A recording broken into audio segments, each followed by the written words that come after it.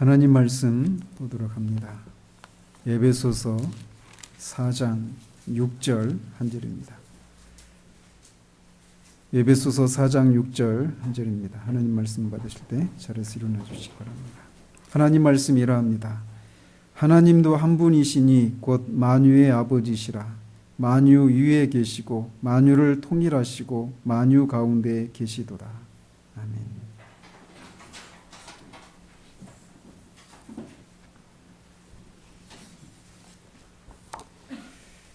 지난주에는 5절을 통해서 교회가 하나됨을 힘써 지켜야 하는 이유 중에 하나의 세례를 받았기 때문이라는 사실에 대해 살폈습니다.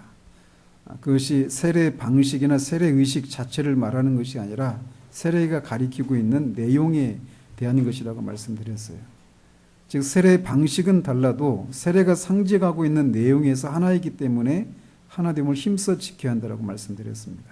그러면서 세례가 의미하는 것은 그리스도의 죽으심과 부활에 동참하는 것을 상징하는 것인데, 이것을 통해 우리는 죄에 대해서 깨끗이 씻음을 받았을 뿐만 아니라 죄와 세상과 육신과 율법과 사탄이 더 이상 주관하지 못하는 그런 영역으로 들어간 것을 의미하는 것이 세례라고 말씀드렸습니다.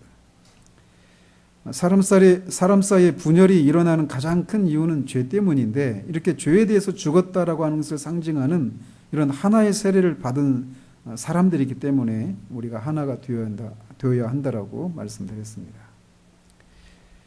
오늘은 교회가 성령이 하나 되게 하신 것을 힘써 지켜야 하는 마지막 근거에 대해서 살펴보도록 합니다.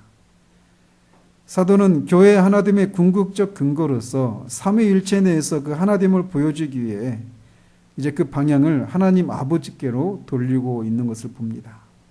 하나님도 한 분이시요 곧 만유의 아버지시라. 만유에 계시고 만유를 통일하시고 만유 가운데에 계시도다. 우리는 지금까지 성령의 인격과 사역과 관련해서 하나의 몸, 한 분 성령, 또 하나의 부르심이 있기 때문에 우리가 하나가 되어야 된다는 사실을 살폈고, 또 예수 그리스도와 관련해서는 하나의 믿음과 한 주와 지난주에 살핀 한 세례가 있기 때문에 하나가 되어야 한다는 사실을 살펴보았습니다. 사도는 이렇게 삼위일체 진리 안에서 하나됨의 근거를 제시하고 있는데, 통상적으로는 성부, 성자, 성령 이 순서를 따라서 삼위가 언급이 되는데, 우리가 살펴본 것처럼 사도는 성령으로부터 시작해서 성령, 성자, 성부에게로 거꾸로 거슬러 올라오고 있는 것을 보게 됩니다.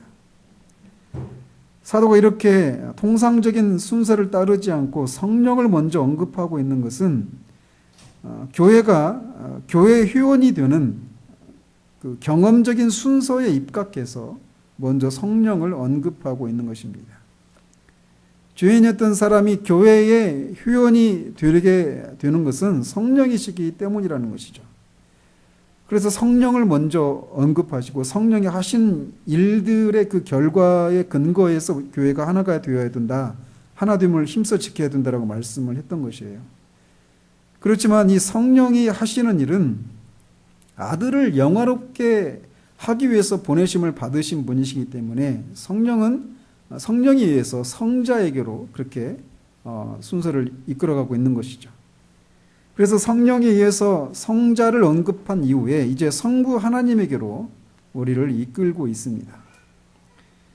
기독교는 그리스도 교회입니다. 그렇지만 우리는 그리스도에게서 머물러서는 안 됩니다. 아들이 이 땅에 오셔서 율법에 복종하시고 십자가에서 죽으시고 다시 살아나셔서 하늘에 오르시고 교회에 성령을 보내신 궁극적인 목적에 대해서 사도 베드로는 이렇게 말을 합니다. 그리스도께서도 단번에 죄를 위하여 죽으사 의인으로서 불의한 자를 대신하셨으니 이는 우리를 하나님 앞으로 인도하려 하심이라. 아들이 오셔서 죽으시고 다시 살아난 이 우리의 구원에 필요한 모든 일을 하신 궁극적인 목적은 우리를 하나님 앞으로 인도하기 위함이다라고 말을 하고 있어요. 사도가 이렇게 교회의 하나됨에 대한 근거를 밝히고 있는 내용들을 보시면 모두가 우리의 구원과 관련된 것들이라고 할 수 있습니다. 그리고 이 하나됨의 원리는 이 구원과 관련된 일들에 삼위일체 하나님이 관여하고 계시다라고 하는 것을 우리는 볼 수 있어요. 그래서 이 부분을 설교하면서 처음에 이 삼위일체 하나님에 대한 얘기들을 언급을 했던 것이죠. 따라서 사도는 이렇게 교회가 하나가 되어야 할 이유를 말하면서도 그는 삼위일체 하나님께서 우리의 구원을 위해서 어떤 일들을 하셨는가에 대한 것들을 언급하고 있는 것이에요. 즉 사도는 우리의 구원을 위해서 삼위 하나님은 각자의 일들을 긴밀한 협력 가운데서 행하셨다라고 하는 것을, 또 행하고 계시다라고 하는 것을 말씀하고 있는 셈입니다. 우리가 살펴보고 있는 것처럼 사도는 지금 에베소 성도들에게 교회에서 하나가 되어야 한다라고 하는 것을 말하고 있습니다. 즉 에베소 성도들의 그 교회의 어떤 주관적인 그런 상황들에 대한 얘기를 하면서 그가 언급하고 있는 그 방식을 한번 보십시오. 즉 그는 그들을 위해서 삼위 하나님께서 어떤 일들을 하셨는지, 그리고 그들이 어떻게 지금 그런 위치에 그런 신분을 소유하게 되었는지, 이런 객관적인 진리를 먼저 언급하고 있다는 사실들을 우리가 주목할 필요가 있습니다. 이렇게 우리의 주관적이고 구체적인 삶에 대한 언급을 하기 위해 사도는 먼저 우리를 위해서 하나님께서 우리 밖에서 객관적으로 무엇을 하셨는가를 언급하고 있는 이런 모습에서 우리가 개인적으로 주관적으로 직면하고 있는 여러 가지 문제들을 어떻게 접근해야 하는가에 대한 교훈을 받을 수 있다는 것입니다.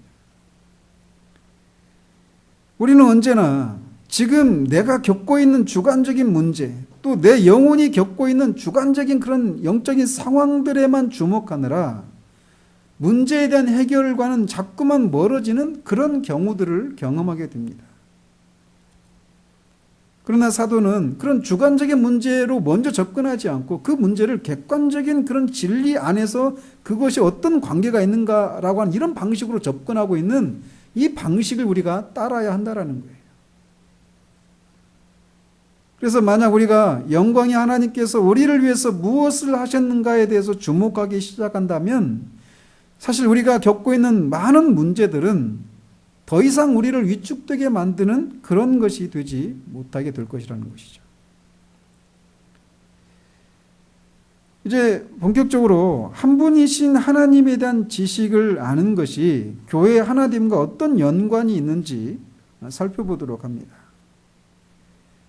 사도는 먼저 하나님도 한 분이시오라고 말을 하고 있습니다. 지금 사도로부터 이 편지를 받고 있는 에베소의 성도들은 이방인들입니다. 이 에베소라고 하는 지역은 로마의 속주였어요. 일종의 식민지였죠. 그래서 그들은 로마 사람들이 섬기는 다양한 신들을 섬겼던 사람들이 바로 이 에베소에 있는 성도들이었습니다. 그들이 전에 그리스도 밖에 있을 때 말이죠. 그 중에서도 이 에베소에는 사도행전 19장에서 언급하고 있듯이 아데미 여신을 섬기는 것으로 유명한 곳이 바로 이 에베소 지역이었습니다. 그 신전의 길이가 무려 108m였다고 그래요. 그러니까 엄청나게 큰 것이죠. 세계 7대 불가사의 중에 하나로 불릴 정도로 어마어마하게 큰 신전이었다고 합니다. 제가 여기 가보신 분이 계신지 모르겠지만 그 아테네 파르테논 신전의 4배 정도 되는 규모라고 그래요. 그걸 모르니 얼마나 큰지 모르시겠죠. 어쨌든 이 에베소에서는 아뎀이라고 하는 신을 섬기는 것으로 유명했었는데 그 신도 말씀드린 것처럼 로마의 여러 신들 중에 하나였습니다. 그러나 많은 신들이 있는 곳에서는 언제나 분열이 있기 마련입니다.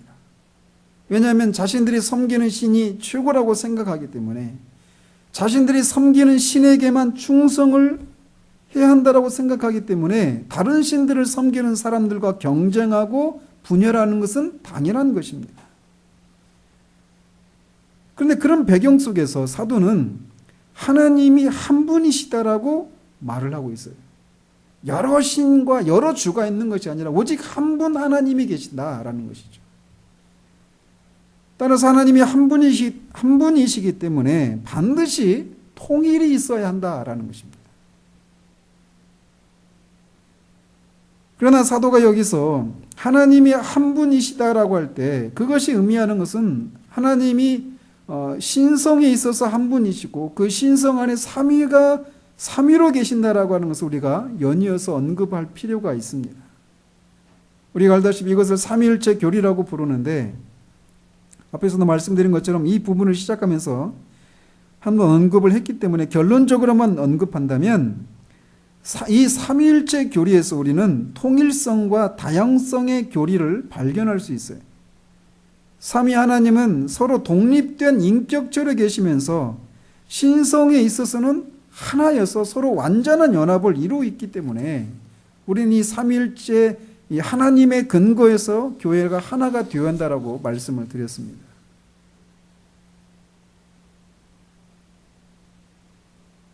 사도는 이렇게 교회가 하나가 되어야 할 근거를 언급하면서 성령으로부터 시작해서 성자 또 결국에는 성부 하나님을 언급하고 있는 이 사실에서 우리가 우리의 구원과 관련해서 추론할 수 있는 한 가지 결론이 있습니다. 그게 뭐냐? 구원의 궁극적인 목적은 앞에서도 말씀드린 것처럼 우리를 하나님께로 인도하는 것에 있다라는 것입니다. 하나님의 아들이 이 땅에 오시고 십자가에서 죽으시고 다시 살아나시고 승천하신 후에 다시 성령을 보내신 이유는 우리를 하나님께로 인도하기 위함이에요. 우리가 예수 그리스도를 믿어서 죄 사함을 경험하고 구원에 속한 모든 신령하고 복된 것들을 누리고 그에 따른 행복감을 누리고 있다고 하더라도 구원의 궁극적인 목적이 하나님과 화목을 이루고 하나님 앞에 서서 그분과 교제를 나누는 것에 있다는 사실을 알지 못한다면 우리는 구원에 대해서 제대로 아는 것이 아닙니다. 이 사실은 우리가 처음 창조에서도 볼 수 있습니다. 하나님은 자신과 교제를 나누면서 자신의 영광을 드러내기 위해서 자신의 형상을 따라서 사람을 창조하셨습니다. 그러나 그는 안타깝게도 타락하고 말았죠. 그 결과 그는 하나님 앞에서 쫓겨나고 하나님과 교제가 끊어져서 영적으로 죽은 상태가 되고 말았습니다. 그뿐만 아니라 창세기 6장 3절에서 말하고 있듯이 그들이 육신이 되어서 어릴 때부터 생각하는 것이 악한 존재가 되고 또 로마서에서 말하듯이 육신의 생각은 하나님을 기쁘시게도 못하고 하나님과 대적하는 그런 관계에 그런 상태로 떨어지고 말았습니다. 따라서 타락한 인간에게 있어서 가장 시급한 일이 있다라면 바로 하나님과 화목을 이루는 것이라고 할 수 있어요. 이것을 위해서 하나님의 아들이 이 땅에 오셔서 십자가에서 화목제물이 되셔서 우리가 받아야 할 진노를 대신 받으심으로 우리와 하나님 사이에 화목을 이룰 수 있도록 하셨습니다. 죄는 하나님과 우리 사이에 분리를 가져왔지만 구원은 하나님과 우리 사이에 화목을 가져온 것이죠. 따라서 구원은 단지 죄를 용서받고 그에 따른 행복을 누리는 것이 전부가 아니라 하나님과 화목을 이루고 그분과 막혔던 끊어졌던 그 교제를 나누는 것에 있다라는 것입니다. 그 하나님 앞에 우리를 인도하시기 위해서 그분의 아들이 우리의 구원에 필요한 모든 일들을 이루신 것입니다. 즉 기독교는 이렇게 처음 창조에 하나님으로부터 시작해서 하나님께로 돌아가는 그런 종교라고 할 수 있어요.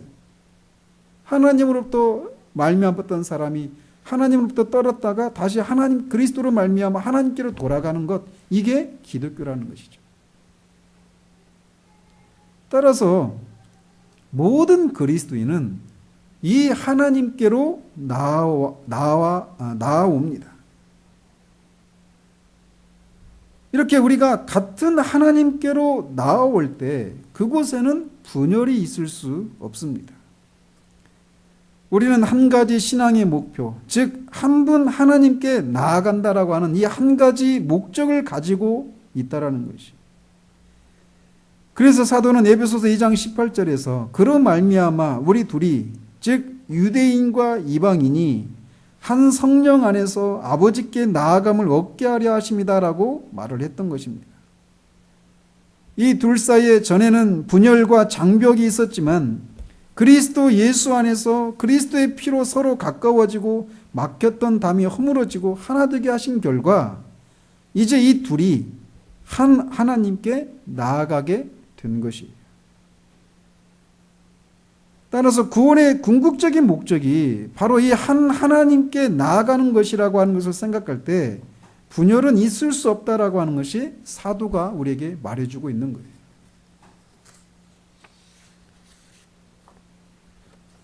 즉 서로 하나가 되어야 합니다. 이런 얘기를 그런 권면을 하기 전에 더 근본적인 원인을 우리에게 근거를 말해주고 있는 거예요.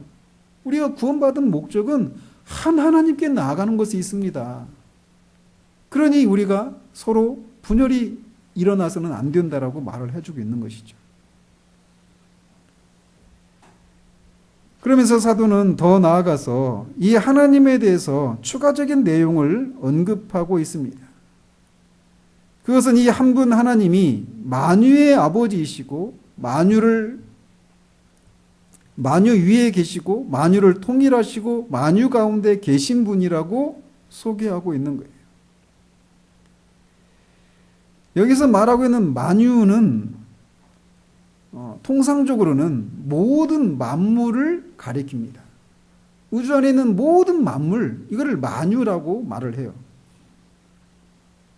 그런데 여기서 말하는 만유는 이 맥락에서는 그런 의미로 사도가 말하고 있지 않다라는 겁니다. 만약 만유가 말씀드린 것처럼 모든 만물을 가리킨다라면 이 만유라는 말은 중성으로 남성이나 여성이 아닌 중성으로 쓰여져야 했을 것입니다. 그런데 여기서 만유라고 하는 말이 남성으로 되어 있어요. 인칭 대명사를 사용했다면 남성 인칭 대명사 남성 인칭으로 사용되어 있다는 것입니다. 따라서 여기서 말하는 만유는 모든 우주 만물이나 사물이 아니라 모든 사람을 가리킨다라고 할 수 있어요. 따라서 사도는 여기서 하나님이 모든 사람들의 아버지이시다 이렇게 말하고 있는 셈입니다. 만유의 아버지이시다 이 말이 모든 사람들의 아버지이시다 이렇게 말하고 있는 셈이라는 거예요. 그렇지만 만유가 남성으로 되어 있어서 모든 사람들을 가리키고 있어서 모든 사람들 이렇게 번역할 수 있는데 그 사실이 이 사도행전 17장에서 말하고 있듯이 모든 인류를 창조하신 분으로서 모든 사람들의 아버지시다라고 하는 것을 의미하지는 않는다라는 것입니다. 사도는 아테네에서 설교하면서 너희 시인 중 어떤 사람들의 말과 같이 우리가 그의 소생이라 라고 말하면서 그의 설교를 듣고 있는 이방인들을 포함한 모든 인류가 하나님의 소생이고 하나님은 그런 의미에서 모든 사람들의 아버지시다라고 말을 하고 있어요. 그렇지만 여기 오늘 본문에서 사도가 말하고 있는 이 아버지는 그런 의미에서 아버지시라고 말하고 있는 것이 아닌 것이 분명합니다. 왜냐하면 사도는 지금 교회의 하나됨에 대해서 그 근거를 제시하는 중에 하나님의 아버지 되심을 언급하고 있기 때문에 그렇습니다. 그는 한 몸에 속한 사람, 즉 그리스도 예수 안에 속한 사람들에 대해서 언급하는 중에 아버지 되심을 말하고 있어요. 그래서 성령이 하나 되게 하신 것을 힘써 지키라고 요구받고 있는 이 사람들은 바로 그리스도인들이라고 하는 사실들을 우리가 기억해야 합니다. 따라서 여기서 말하는 만유, 즉 모든 사람들은 모든 그리스도인들을 가리키는 것이다라고 말할 수 있어요. 그러니까 하나님은 모든 그리스도인들의 아버지시다 이렇게 말을 하고 있는 것이죠. 이것은 뒤에 만유 가운데 계시고 라고 하는 이 말에서도 우리가 확인할 수 있습니다. 하나님은 믿지 않은 자들 가운데 계시지 않기 때문에 그렇습니다. 아버지로서 말이죠. 그리고 7절부터 이어지는 9절들 속에서도 그것을 확인할 수 있는데, 그분은 그리스도인들에게 선물을 주시는 분이요 여러 직분을 주시는 분이라고 소개하고 있어서 여기서 말하는 모든 사람들은 분명히 그리스도인들이 분명합니다. 우리 주님은 요한복음에서 자신을 믿지 않는 유대인들에게 너희는 너희 아비 마귀에게서 나서 너희 아비의 욕심을 행하고자 한다라고 하면서 그들을 질책하셨습니다. 하나님은 말씀드린 것처럼 모든 사람들을 창조하신 분이시기 때문에 그런 의미에서는 모든 사람들의 아버지이심이 분명하지만 그리스도 안에 있는지 아닌지에 따라서는 그분이 아버지가 되지 않으시는 사람들과 그분이 아버지가 되시는 사람들을 분명하게 구분하고 있는 것을 우리는 알 수 있어요.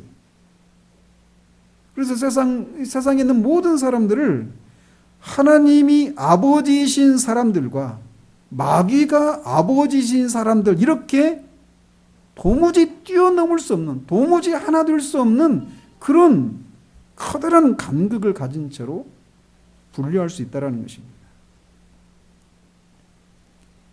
하나님이 우리의 아버지가 되시는 것은 오직 우리 주 예수 그리스도로 말미암아서입니다. 우리 주님은 부활의 첫날에 마리아에게 너는 내 형제들에게 가서 이르되 내가 내 아버지 곧 너희 아버지 내 하나님 곧 너희 하나님께로 올라간다라고 하는 이런 말씀을 통해서 자신의 아버지 하나님이 이제 우리의 아버지라고 분명하게 말씀하고 계십니다. 하나님이 우리의 아버지가 되신다는 것은 우리는 그분의 자녀라고 하는 것을 말해주는 거예요. 그래서 우리는 하나님으로부터 났다라고 사도 요한이 표현하고 있는 것입니다. 아버지와 자녀 사이에는 닮은 것이 있습니다. 그래서 사도 베드로는 우리가 신의 성품에 참여한 사람들이 되었다라고 말을 하는 것이에요. 우리는 아버지 하나님의 생명을 받아 누리고 아버지의 성품에 참여한 사람들이 되었습니다. 우리는 아담에게 속한 생명이 아니라 하나님의 생명, 곧 영생을 소유한 사람들이 된 것이에요. 이 땅에 속한 자들이었던 우리가 예수 그리스도로 말미암아 하늘에 계신 하나님의 성품을 또 그분의 생명을 소유한 사람이 된 것입니다.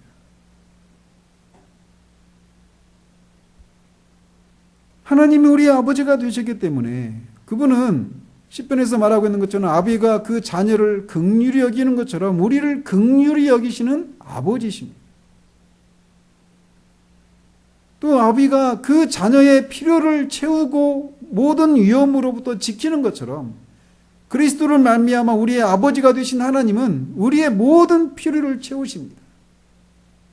우리의 먹을 것, 입을 것, 쓸 것을 아시고 채워주시는 분이시고 우리를 모든 위험으로부터 건지시고 보호하시는 분이셔요. 뿐만 아니라 로마서에서도 갈라디아에서 말하고 있는 것처럼 우리가 양자영을 받아서 하나님을 아빠, 아버지라 부르는, 즉 우리 안에 성령을 주시기도 하셨습니다. 그분은 우리의 아버지가 되셔서 모든 아버지가 자식이 잘못된 길로 갈 때 훈계하고 징계하는 것처럼 때로 우리가 하나님의 뜻에 벗어나고 하나님이 우리를 더 하나님을 닮은 그런 사람으로 빚으시기 위해서 징계를 허락하시기도 하십니다. 우리가 징계를 받는다라고 하는 것은 우리가 하나님의 자녀가 되었다라고 하는, 하나님이 우리의 아버지가 되셨다라고 하는 아주 강력한 증거 중에 하나입니다. 뿐만 아니라 하나님은 우리의 아버지가 되셔서 이 땅에서 우리의 보호자가 되시고 우리의 인도자가 되실 뿐만 아니라 하늘에서도 우리에게 기업을 주시는, 그래서 우리가 하늘나라의 상속자가 되게 하시는 그런 일을 하셨습니다. 따라서 하나님이 우리의 아버지시다라고 하는 이 사실을 우리가 제대로 안다라면 우리의 삶에는 놀라운 혁명이 일어날 것이에요. 예수 그리스도를 믿어서 우리가 하나님의 자녀들이 되었다면 우리는 하나님 아버지의 가족이 된 것입니다. 그래서 2장 19절에서 그러므로 이제부터 우리는 외인도 아니요 나그네도 아니요 오직 성도들과 동일한 시민이요 하나님의 권속 즉 가족이 되었다라고 말을 하고 있어요. 우리는 양자의 영을 받아 하나님을 아빠 아버지라 부르는 사람들이 된 것입니다. 여러분에게는 그런 마음이 있습니까? 하나님을 아빠 아버지라고 부르는, 시온이가 아빠라고 부를 때 그 마음 속에, 그 표현 속에 얼마나 그런 깊은 신뢰와 아빠가 나를 받으시고 나를 사랑한다라고 하는, 나를 돌본다라고 하는 분명한 그런 확신과 신뢰를 가지고 그 표현을 할까요? 그거를 말은 못하지만 그런 것을 품고, 그런 마음을 품고 부른단 말이죠.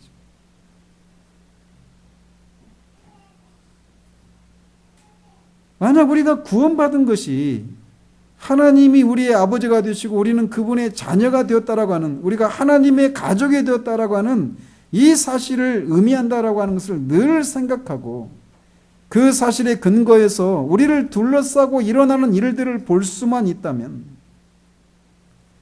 또 하나님이 우리를 그분의 아들들로 보시기에 그분의 아낌없는 사랑과 보호를 베푸신다라고 하는 것을 늘 잊지 않는다면 우리의 삶에는 놀라운 변화들이 일어날 것이에요.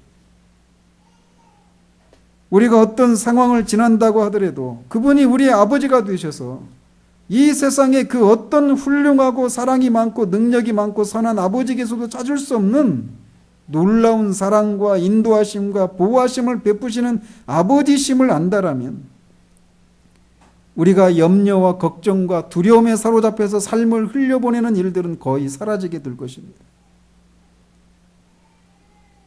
그러므로 우리는 하나님이 우리의 아버지시다라고 하는 이 사실을 자주 생각해야 해요.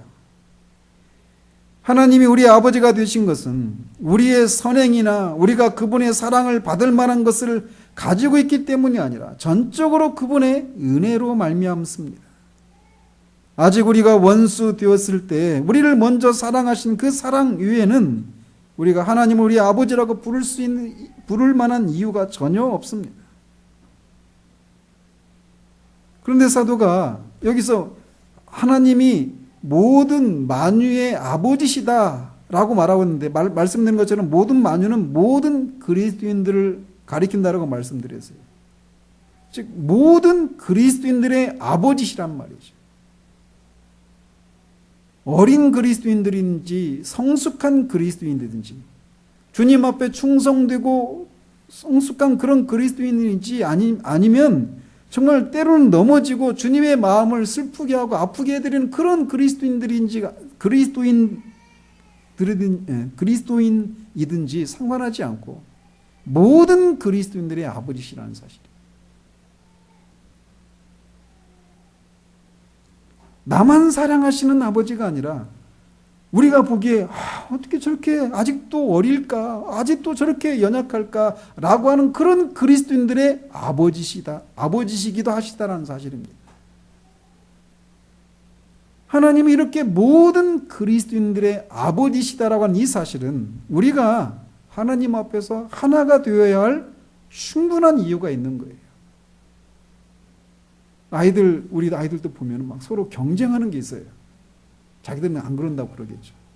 더 내가 쟤보다 더 엄마 아빠 말을 잘 듣고 더 뭘 잘하고 이렇게 막 엄마 아빠의 사랑을 독차지하려고 하는 이런 게 막 있어요. 경쟁하죠. 그래서 때로는 싸우기도 하고. 그러나 하나님이 모든 그리스도인들의 아버지시다라고 하는 이 사실은 우리가 하나님 앞에서 내가 저 사람보다 더 낫고 내가 저 사람보다는 더 훌륭하고 저 사람은 나보다 못하고 이런 경쟁과 시기와 분열을 일으킬 수 없는 그런 근거를 제시하고 있는 것입니다. 이어서 사도는 우리 모두의 아버지이신 하나님이 만유 위에 계신다라고 말을 하고 있습니다. 모든 사람들 위에, 여기서 말하는 결국 만유는 그리스도인 또는 교회를, 그리스도인들의 모임인 교회를 가리킨다고 할 수 있어요. 따라서 만유 위에 계신다라고 하는 것은 하나님께서 만유를 초월해 계신다라고 하는 그런 의미이기도 합니다. 삼위일체 하나님 안에서도 성부 하나님은 경륜적인 차원에서 성자와 성령 위에 계시는 분이시다라고 말할 수 있어요. 존재론적인 의미에서 그분이 가장 최상위를 차지하신다는 것이 아니라 삼위 하나님의 역할이나 경륜의 차원에서 성부 하나님이 가장 최상위에 있다라고 말할 수 있다는 것이죠. 그래서 그분은 창조의 차원에서도 이런 최상위의 위치를 차지하십니다. 그러나 사도가 여기서 말하고 있는 것은 단지 이런 차원만을 말하고 있지 않습니다. 그는 지금 교회와 관련해서 하나님이 만유 위에 계신다라고 말을 하고 있습니다. 따라서 그가 여기에서 말하고 있는 것은 하나님께서 교회 안에 있는 모든 사람들 위에, 즉 구원받은 자들의 그 모임인 교회 위에 계신다라고 하는 그런 뜻입니다.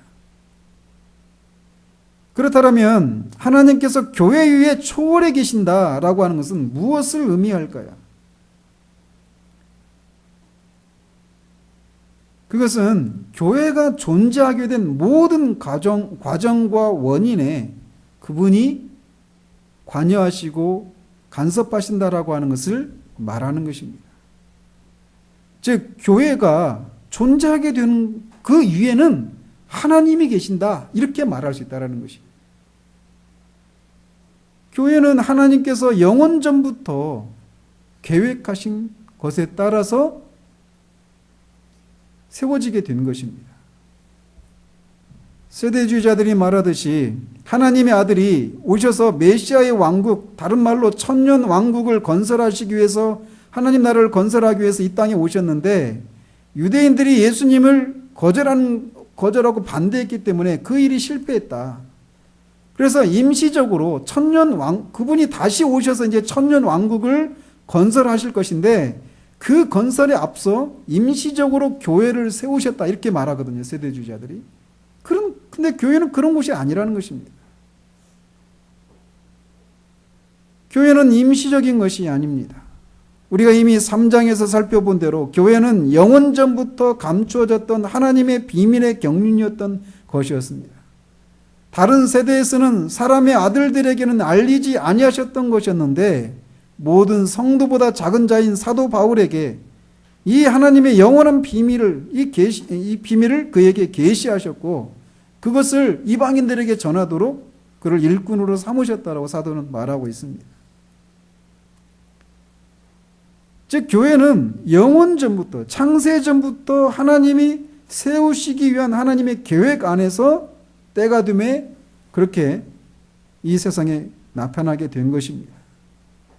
그래서 1장에서 사도는 창세전에 그리스도 안에서 우리를 택하사 우리로 사랑 안에서 그 앞에 거룩하고 흠이 없게 하시려고 그 기쁘신 뜻대로 우리를 예정하사 예수 그리스도로 말미암아 자기의 아들들이 되게 하셨다라고 하면서 하나님을 찬양했던 것입니다.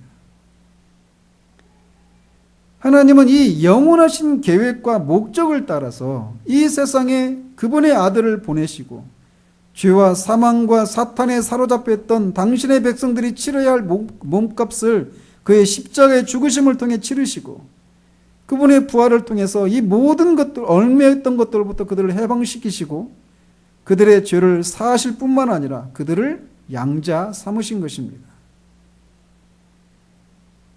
또한 1장 9절 10절에서는 그의 기뻐하심을 따라 그리스도 안에서 때가 찬 경륜을 위하여 예정하신 것이니 하늘에 있는 것이나 땅에 있는 것이 다 그리스도 안에서 통일되게 하려 하십니다 라고 하는 말씀을 통해서 모든 만물을 그리스도 안에서 통일시키려고 하는 원대한 계획에 따라서 교회가 세워지게 되었다라고 말을 하고 있는 거예요.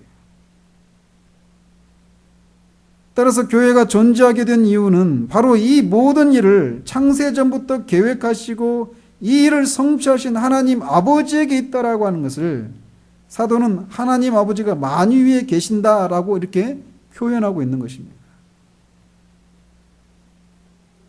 즉 만유를 통일하시려고 하시는 이 하나님의 원대한 계획에 따라 세워진 것이 교회이니까 교회가 하나 되어야 하는 그런 이유가 바로 여기에 있다라고 말을 하고 있는 것이에요. 만유 위에 계시다라고 이런 표현을 통해서 말이죠.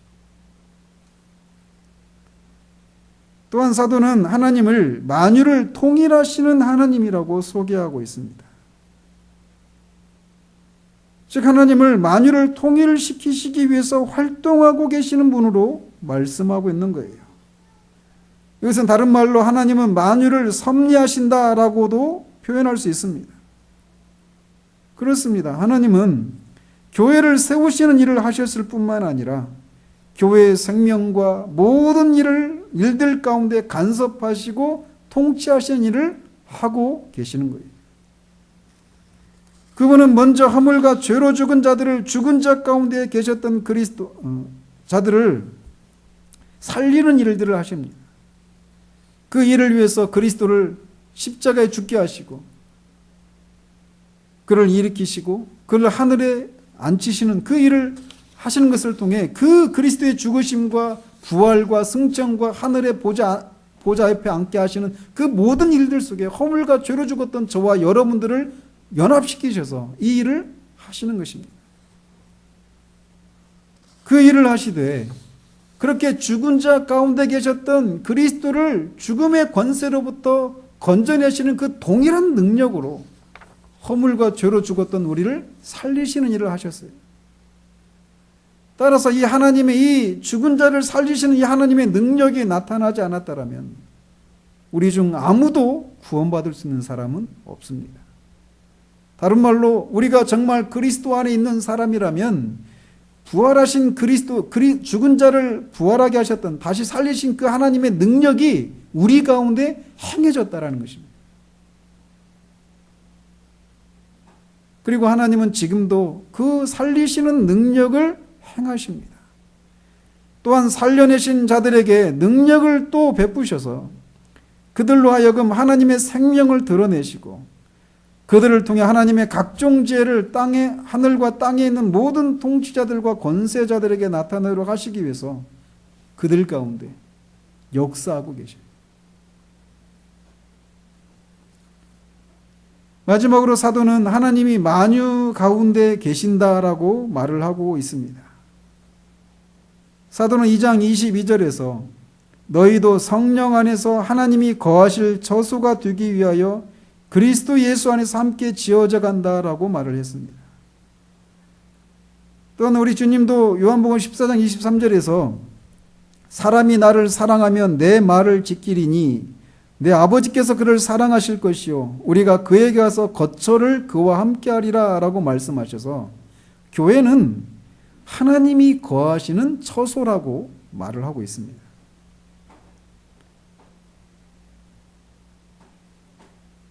교회가 하나님이 거하시는 처소라고 하는 사실은 이 하나됨의 이 교리를 말할 처음 시간에 제가 말씀을 드렸는데 두 가지 측면으로 나타난다고 말씀드렸습니다.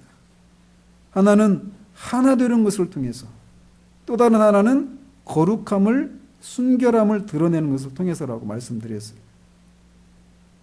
지금 우리는 그 중에 하나됨에 대해서 살피고 있습니다. 즉 하나님이 만유 가운데 즉 교회 가운데 거하신다. 교회가 하나님의 처소다라고 하는 것을 드러내기 위해서는 하나가 되는 일이 일어나지 않고는 있을 수가 없다라고 말을 하고 계신 거예요. 그래서 주님은 요한복음 17장에서 이렇게 기도하고 계신 것입니다. 아버지여 아버지께서 내 안에 내가 아버지 안에 있는 것 같이 그들도 다 하나가 되어 우리 안에 있게 하사 세상으로 아버지께서 나를 보내신 것을 믿게 하옵소서. 내게 주신 영광을 내가 그들에게 주었사오니 이는 우리가 하나가 된 것 같이 그들도 하나가 되게 하려 함이니이다. 곧 내가 그들 안에 있고 아버지께서 내 안에 계시어 그들로 온전함을 이루어 하나가 되게 하려 함은 아버지께서 나를 보내신 것과 또 나를 사랑하심 같이 그들도 사랑하신 것을 세상으로 알게 하려 함이로소이다. 이렇게 말을 하고 있습니다. 기도하고 계셨습니다. 교회가 하나님이 거하시는 처소다라고 하는 것을 드러내는 것은 교회가 하나가 될 때 가능한 것이라고 말씀하고 계셔요. 그런데 그 기도는 내가 비옵는 것은 이 사람들만 위함이 아니요 또 그들의 말로 말미암아 나를 믿는 사람들도 위함이니라고 하셔서 하나가 되어야 할 이유는 예수님의 12 제자들에게만 있는 것이 아니라 우리들에게도 있다라고 분명하게 기도하셨습니다. 서로 다른 사람들이 모여서 하나가 된 모습을 통해 삼위일체 하나님 사이에 있는 하나됨을 드러내어 그분의 영광을 드러내는 것이 교회가 존재하는 이유 중에 하나입니다.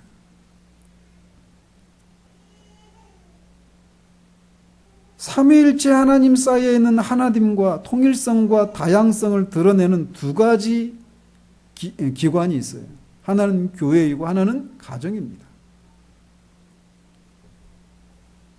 구원받은 그리스도인임에도 불구하고 가정을 이루지 못한 사람이 있을 수 있습니다. 그러나 교회에 속하지 않은 그리스도인은 없습니다. 우리가 지금까지 교회가 하나가 되어야 할 근거들에 대해서 7가지 이유들에 대해서 살펴보았습니다. 여러분은 이 진리를 들으면서 어떤 생각들을 하시게 되었습니까? 교회가 하나가 되어야 할 이유가 너무나 분명하구나 라고 하는 그런 생각을 가지게 되었습니까? 하나가 되어야 하는 것들이 어떤 모습으로 나타나야 하는지에 대한 진지한 고민들이 있으셨습니까? 특히 저는 한 모음이라고 하는 사실을 살피면서 이런 얘기를 나누었다고 생각을 합니다.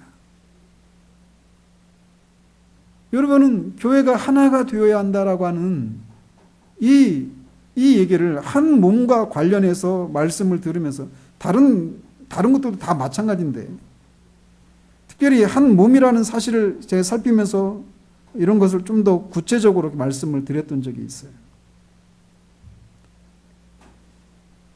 그런 말씀을 들으면서 여러분은 각자의 신앙생활을 돌아보고 과연 나는 교회에 속한 사람으로서 하나됨을 힘써 지키는 그런 신앙생활을 하고 있는지 돌아보는 계기가 되었는지 묻고 싶습니다. 한 아버지를 섬기는 한 가족 구성원으로서 아니 더 친밀한 관계는 몸을 구성하는 서로 다른 지체로서 우리는 하나라고 하는 인식을 가지고 있는지 우리를 돌아보아야 한다는 거예요. 그래서 다른 지체에게 일어나는 그런 기쁘거나 슬픈 일들이 과연 나의 일로 받아들이고 있는지 돌아볼 필요가 있다는 것입니다. 교회를 떠난 성장은 있을 수 없습니다. 서로를 돌아보고 서로를 이해하고 알아가며 품으려고 하는 그런 노력들이 없이 하나님과 좋은 관계를 개인적으로 유지하고 누리는 일도 있을 수 없습니다. 옆에 있는 지체들이 고통하고 신음하며 어려움을 호소하고 있는데 그것들에 대해서 무심한 채 나만 하나님과의 관계에 집중하고 그 하나님과의 좋은 관계에서 오는 것들을 누리기만 힘쓰고 있다라면 우리는 매우 어린 상태에 있든지 정상이 아닌 상태 가운데 있는 것입니다. 교회 안에서 그리고 교회를 넘어서서 교단과 교파를 뛰어넘어서 한 믿음과 한 주와 한 세례 안에서 하나가 되는 이 놀라운 모습을 드러내도록 부르심을 받은 곳은 교회밖에 없습니다.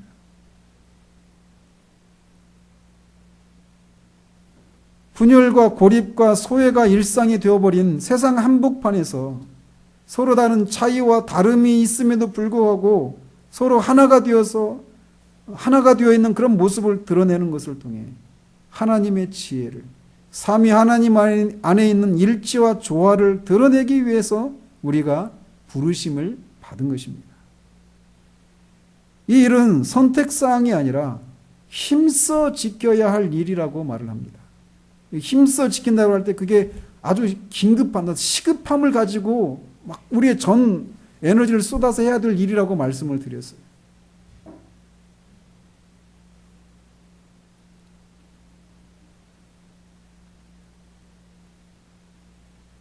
점점 신앙생활을 하면 할수록 또 개인적으로 이렇게 나이가 들어가면서 성경이 말하는 성숙함, 성장, 한 사람이 그리스도인이 아주 탁월하다, 아주 성숙한 사람이다라고 말할 때 지극히 개인적으로 하나님과 관계 속에 얼마나 헌신되어 있고 얼마나 깊은 영적인 세계를 경험하고 얼마나 깊은 진리의 세계를 가지고 있는가, 이것이 아니라 다른 사람들과의 관계 속에서 품을 수 없는 사람을 품고 섬기고 자기를 부인하고 이런 데에서 그 사람의 성숙함과 탁월함이 드러난다라고 하는 것을 점점 더 깨닫게 됩니다. 우리가 교회 안에서부터 그렇게 하나 되는 그런 하나됨을 위해서 훈련받는 것이 있어야 가정 안에서도 그런 것들이 가능하게 되는 거예요. 그래서 5장에서 우리가 살펴보겠지만 그리스도와 교회와의 관계를 모르면, 교회가 어떤 것인지를 알지 못하면 우리는 정상적인 가정생활도 유지할 수가 없어요.